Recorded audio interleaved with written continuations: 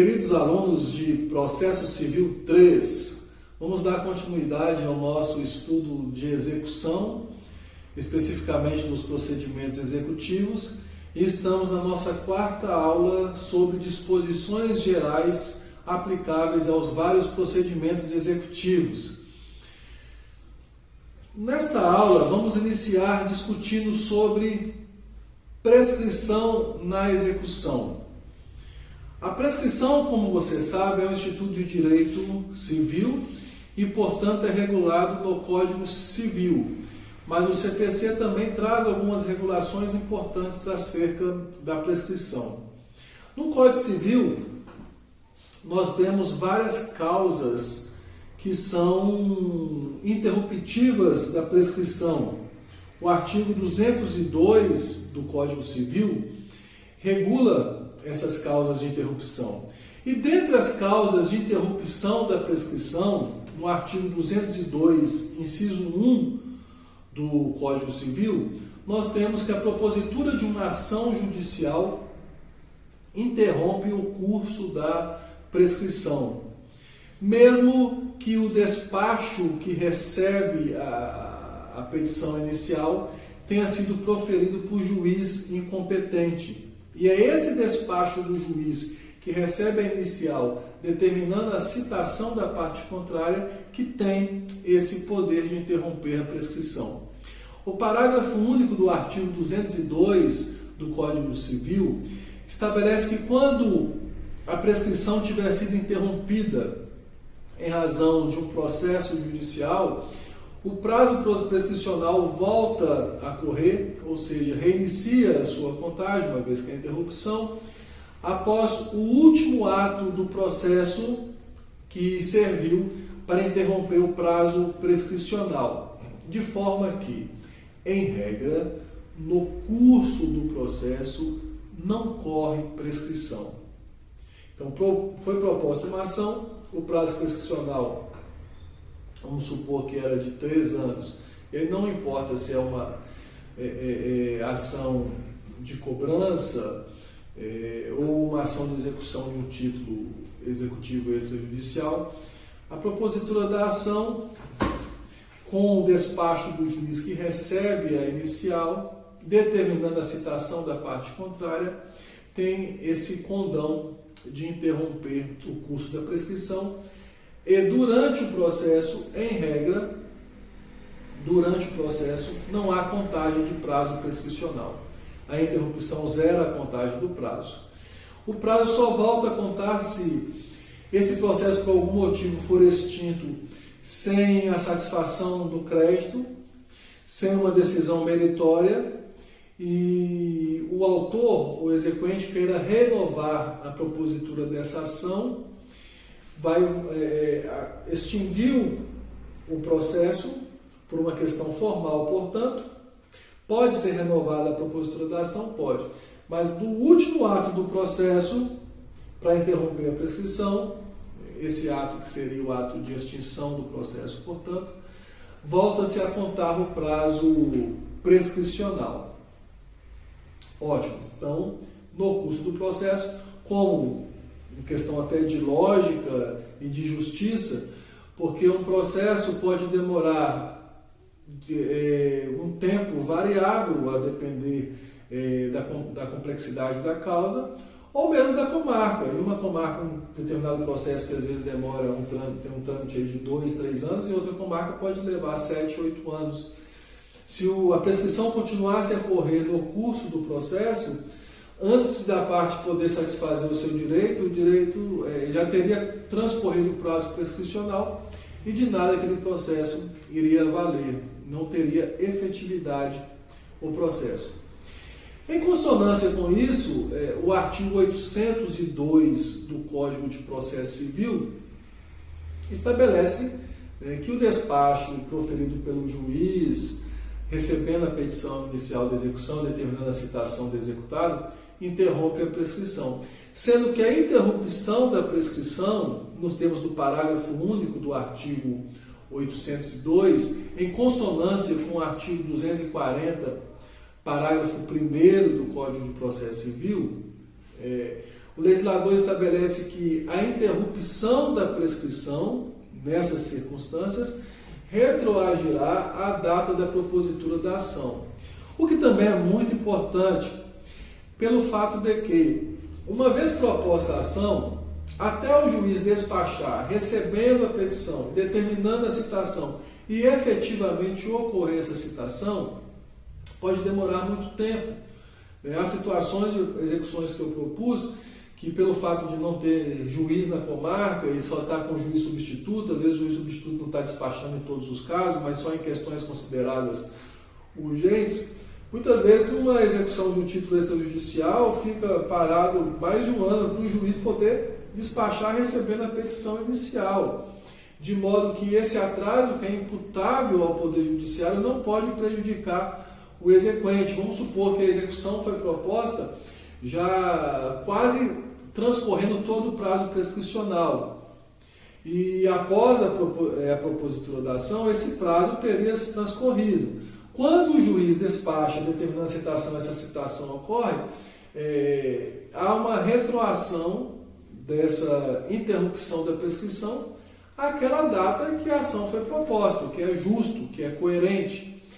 Mas é importante destacar que o próprio artigo 802 do CPC determina que, para que haja efetivamente a interrupção da prescrição, essa tem que ter ocorrido nos termos do artigo 240, parágrafo 2º do CPC.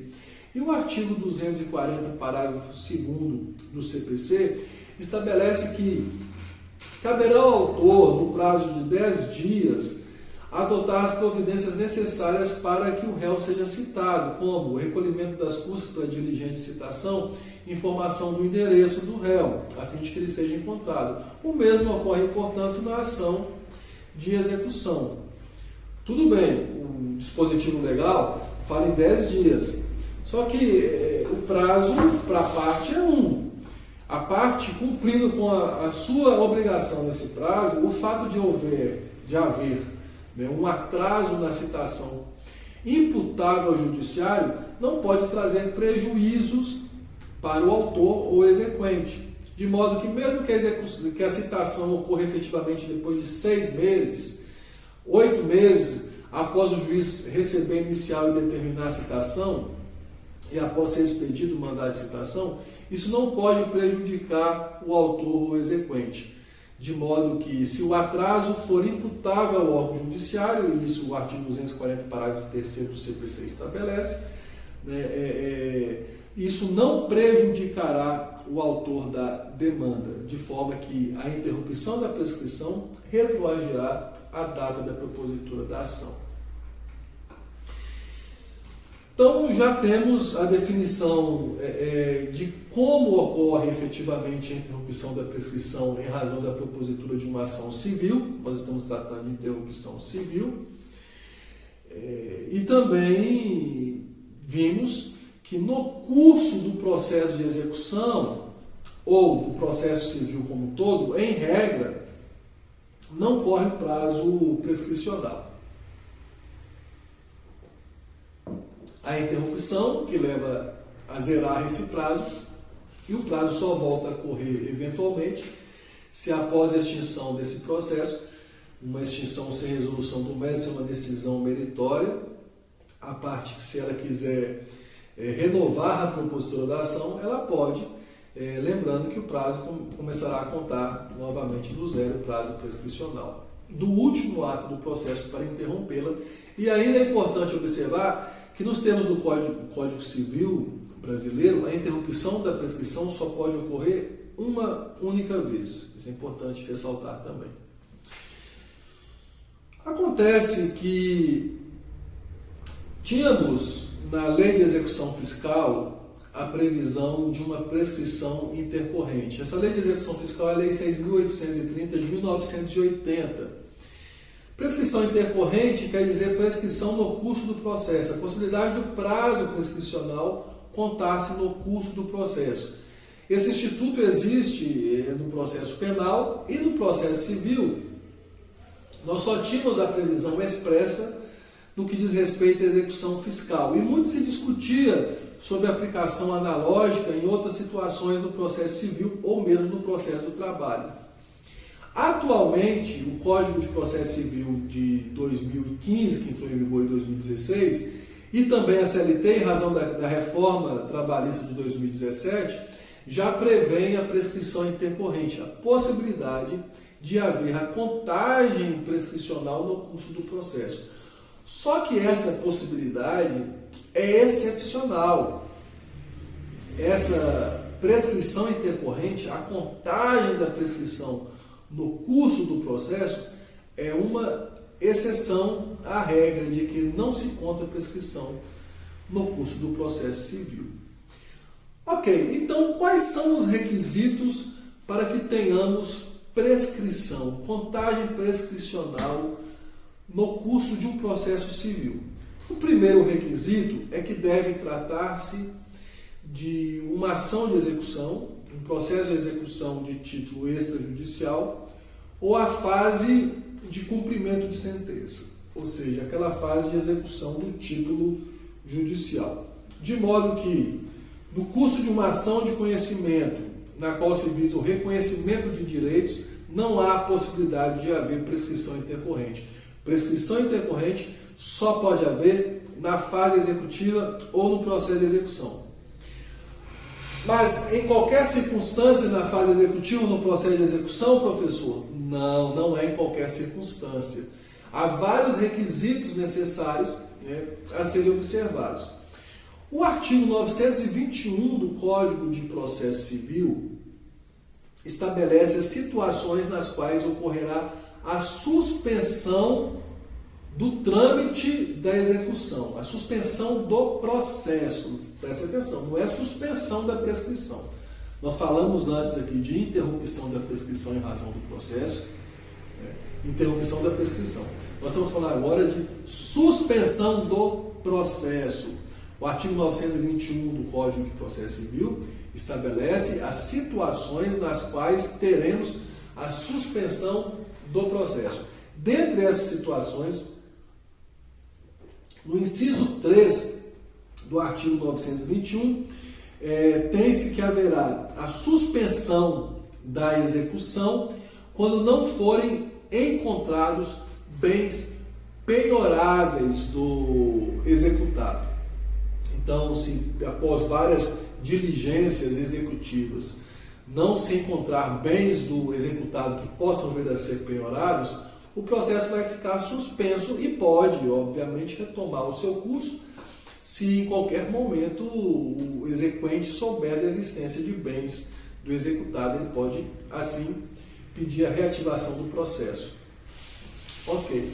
E uma causa que acaba caindo também nesse inciso 3 é a do inciso 4, que mesmo em situações, inciso 4 do artigo 921, que mesmo em situações nas quais são encontrados bens do executado para penhorar, se após várias tentativas para expropriar esse bem, como leilão em asta pública, ninguém quiser arrematar o bem e nem o exequente quiser adjudicá-lo, ou seja, o fato do executado ter um bem que ninguém quer, um bem que não tem liquidez nenhuma, porque não encontra um comprador e nem o exequente quer ficar com esse bem para amortizar o seu valor na dívida que está sendo executada, dá na mesma do executado estar sem bens, de forma que também nessa circunstância haverá a suspensão da execução.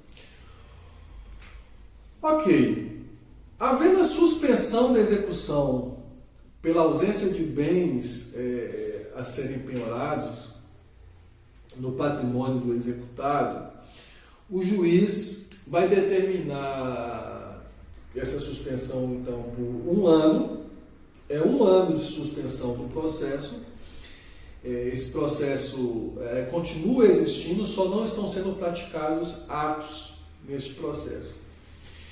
A qualquer momento, o exequente pode pedir a reativação do curso do processo, caso encontre bens suscetíveis de serem penhorados, e, portanto, ele informa do processo pedindo que seja encerrada a suspensão, retomando-se o andamento do feito.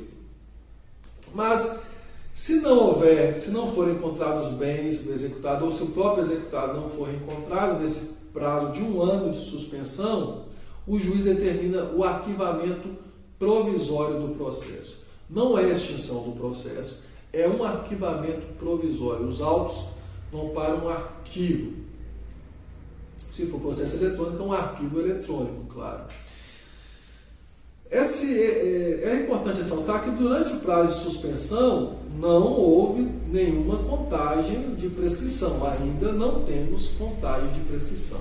A prescrição intercorrente no curso da execução só começará a contar após transcorrido 1 ano de suspensão e o juiz determinar o arquivamento provisório. Quando o juiz determina o arquivamento provisório do processo, nos termos do artigo 921 do CPC, começa a contar o prazo prescricional, o prazo da prescrição intercorrente. O Código de Processo Civil não regula qual é o prazo da prescrição intercorrente, porque prescrição, como eu falei para vocês, é instituto de direito civil, de direito material, e é regulado pelo direito material. Os prazos prescricionais, portanto, também são regulados pelo direito material. De forma que as várias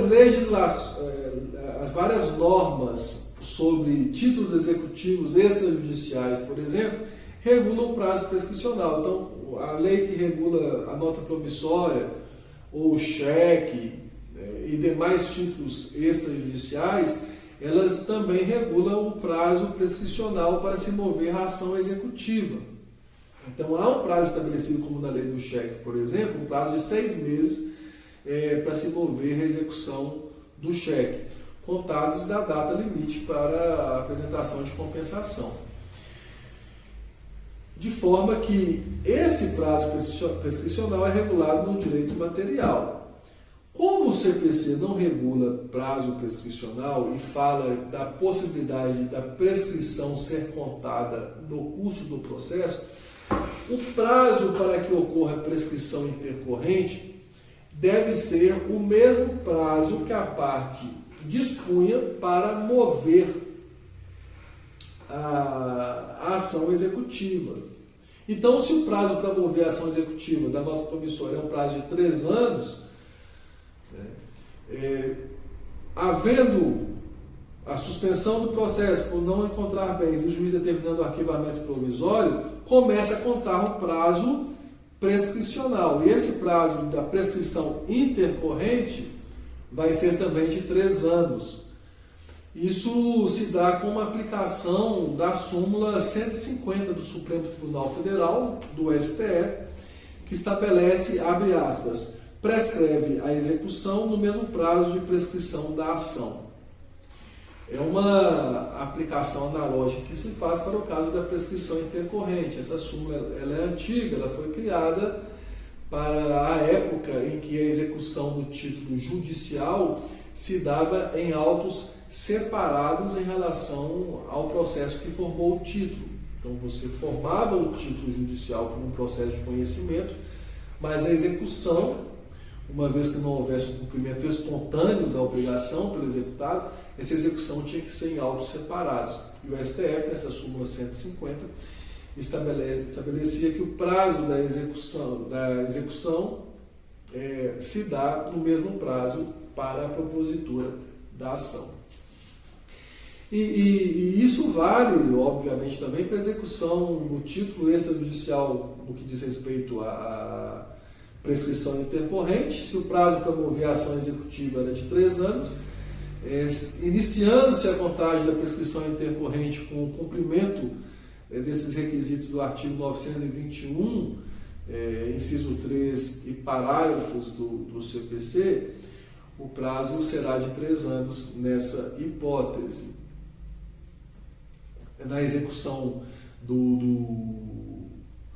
na execução fiscal, que já tinha essa regulação pela Lei 6.830 de 1980, O entendimento era que, embora a lei também não regule o prazo prescricional, o entendimento que se tinha em consonância com essa súmula era que, como a execução fiscal tem um prazo prescricional para ser movida de 5 anos, que é aquela execução pautada na certidão de dívida ativa, e esse prazo de 5 anos estabelecido no Código Tributário Nacional, entendia-se que a prescrição intercorrente também ocorreria em 5 anos, já que era o prazo para mover a execução do título extrajudicial.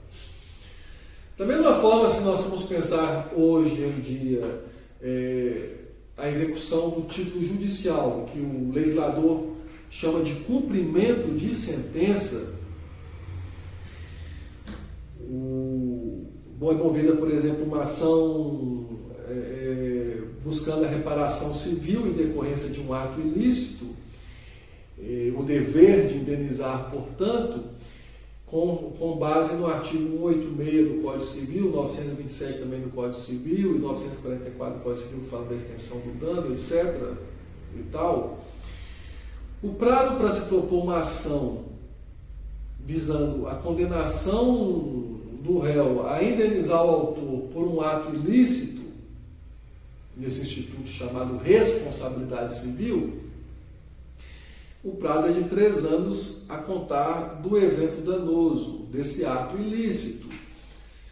De modo que, se o prazo para a população de 3 anos, entrando o processo numa fase de cumprimento de sentença, tendo havido lá a condenação do réu, transitado em julgado, iniciando-se a fase de cumprimento de sentença, não sendo encontrados bens do executado para serem penhorados, determinando-se a suspensão do processo, ficando 1 ano suspenso o processo, o juiz determina assim, portanto, o arquivamento provisório, começa a contar o prazo prescricional, e o prazo prescricional será de 3 anos, que era o prazo que se tinha para mover a ação. Então, é o que nós estamos chamando aí de prescrição intercorrente, também podendo ocorrer na fase do cumprimento de sentença. Lembrando que as normas do artigo 921 do CPC, portanto, são aplicáveis subsidiariamente ao cumprimento de sentença, conforme já discutimos na nossa primeira aula dessas disposições gerais aos procedimentos executivos. Ok. Começou-se a contar o prazo da prescrição intercorrente em razão de já ter sido determinado o arquivamento provisório do processo. Se durante esse prazo, a qualquer momento, o exequente souber da existência de meios pelos quais a execução possa ser reativada, de forma a serem encontrados bens do executado para serem penhorados e talvez posteriormente expropriados, uma vez que já estudamos a penhora é um ato preparatório para a expropriação, vai voltar a ter curso o processo e não vai se operar a prescrição intercorrente. Todavia, se durante o prazo da prescrição intercorrente não forem encontrados bens do executado para serem penhorados, o juiz, transcorrido o prazo prescricional, irá intimar o exequente para que ele possa se manifestar acerca, eventualmente, da existência de um meio para prosseguir na execução, e não havendo esse meio, não havendo essa manifestação positiva por parte do exequente, o juiz irá determinar a prescrição no curso do processo, a prescrição intercorrente, proferindo assim uma sentença de extinção do processo nos termos do artigo 924, inciso 5 do CPC. O artigo 924 do CPC, ele estabelece as situações nas quais nós temos a sentença no processo de execução. Tanto a sentença proferida em razão da satisfação do crédito, que é o desfecho normal esperado pela execução, e nós já vimos isso quando estudamos o princípio do desfecho único, e também o artigo 924 prevê as hipóteses de um desfecho anômalo. que o desfecho anômalo é aquele no qual a execução é extinta sem que haja satisfação do crédito do exequente. Esse desfecho é considerado anômalo porque o que se espera em uma execução, no curso de uma execução, é que o crédito do exequente seja satisfeito, uma vez que ele está consubstanciado em um título executivo. E se o exequente tem título, a princípio o direito dele está sustentado no título. Então, a atividade do Estado ali não é para a determinação de um direito, assentamento de um direito, mas para a satisfação de um direito já reconhecido pelo Estado. Já reconhecido. Ok, então, nessa aula, fizemos apenas para termos essa análise da prescrição no curso do processo, que a princípio não existe, esse trâmite de prescrição do curso do processo, esse curso da prescrição. Então, em regra, não há prescrição intercorrente no processo civil, mas é possível que haja o curso de uma prescrição no curso do processo civil, chamada de prescrição intercorrente, na fase executiva de um processo ou na execução de título extrajudicial, cumpridos esses requisitos explicados na aula. Um abraço a todos vocês e espero que possam assistir a nossa próxima aula, na qual encerraremos essas disposições gerais aos vários procedimentos executivos.